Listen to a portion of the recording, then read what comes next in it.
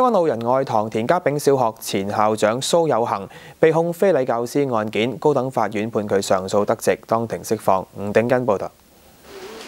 蘇有恒喺律師陪同下離開法院，事件擾攘多年，佢希望可以告一段落。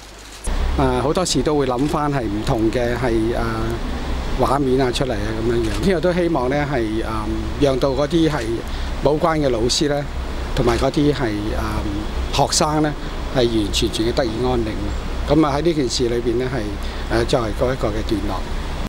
法官喺判詞中表示，被告9項非禮女教師嘅控罪有相似嘅背景同埋證據，唔應該獨立考慮。但裁判官喺判決嘅時候，將每條控罪獨立處理，被告未必獲得公平審訊，因此判被告上訴得直。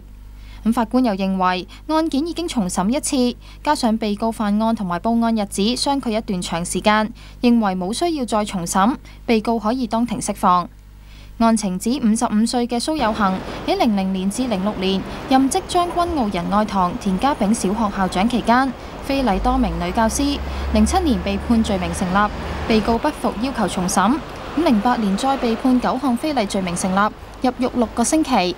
被告再向高等法院上訴，結果得直。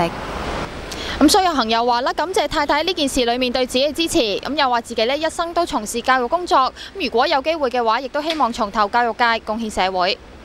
亞洲電視記者吳鼎恩報道。